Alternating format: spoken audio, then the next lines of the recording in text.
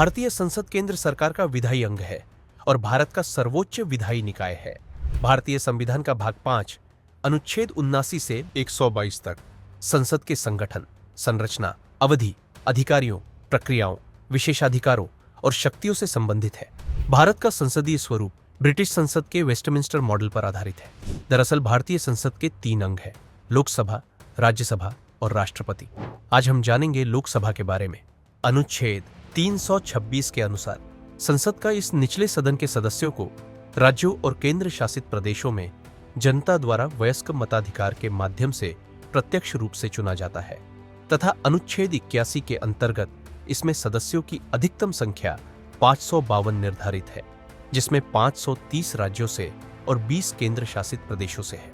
104 संविधान संशोधन अधिनियम द्वारा जनवरी 2020 में एंग्लो इंडियन समुदाय का आरक्षण समाप्त कर दिया गया।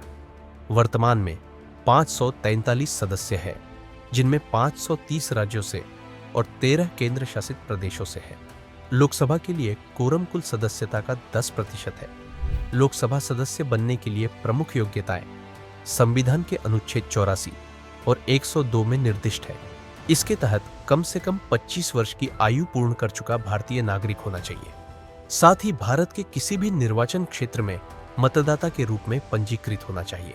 इसके अतिरिक्त अस्वस्थ मानसिक स्थिति वाला, दिवालिया एवं केंद्र या राज्य की सरकार के अधीन किसी भी लाभ के पद पर नहीं होना चाहिए। आपको बता दें कि लोकसभा का कार्यकाल इसकी पहली बैठक की तिथि से लेकर 5 वर्ष का होता है, लेकिन राष्ट्रपति द्वारा मंत्रिपरिषद की सलाह से इसे पहले भंग किया जा सकता है। राष्ट्रीय आपातकाल के दौरान भी संसद एक बार में 1 वर्ष के लिए कार्यकाल बढ़ा सकती है। 1976 के 42वें संशोधन अधिनियम द्वारा इसके कार्यकाल को 6 वर्ष कर दिया गया था, लेकिन 1978 के 44वें संशोधन अधिनियम द्वारा इसे घटाकर पुनः 5 वर्ष कर दिया गया। लोकसभा की शक्तियां और इसके कार्यों की बात करें तो प्रधानमंत्री और उनका मंत्रिमंडल लोकसभा के प्रति उत्तरदायी होता है। लोकसभा मंत्रिपरिषद को नियंत्रित करती है। यदि लोकसभा के अधिकांश सदस्य मंत्रिपरिषद में अविश्वास जाहिर करते हैं तो प्रधानमंत्री सहित सभी मंत्रियों को पद छोड़ना होगा। लोकसभा के सबसे महत्वपूर्ण कार्यों में से एक कार्यपालिका का चयन करना है। यह व्यक्तियों का एक समूह है जो संसद द्वारा बनाए गए कानूनों को लागू करने के लिए मिलकर कार्य करता है। धन से संबंधित मामलों में लोकसभा के पास अधिक शक्तियां हैं। साथ ही इसके पास संवैधानिक शक्तियां भी है, जिसमें संविधान में परिवर्तन करने, कानूनों के निर्माण में योगदान देने और राष्ट्रपति के अध्यादेशों को मंजूरी देने का अधिकार शामिल है। जबकि इसकी कार्यकारी शक्तियों के अंतर्गत यह मंत्रिपरिषद को हटाने और वित्तीय अधिकार बनाए रख सकती है।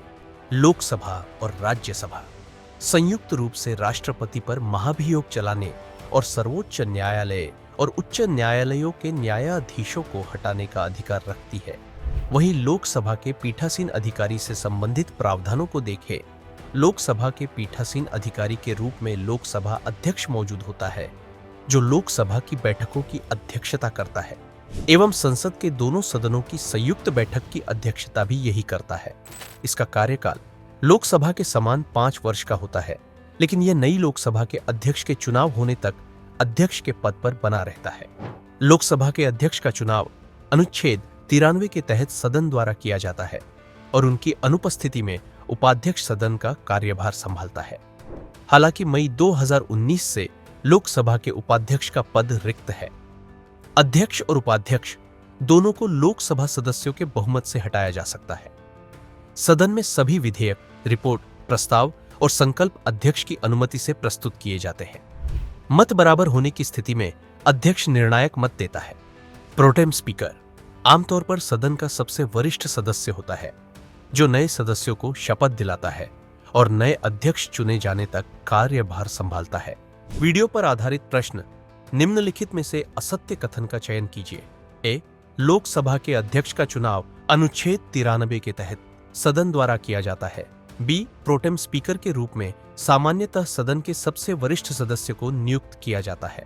सी. सामान्यतः लोकसभा का कार्यकाल इसकी पहली बैठक की तिथि से लेकर 5 वर्ष का होता है। डी. इनमें से कोई नहीं। अपना उत्तर कमेंट में दें।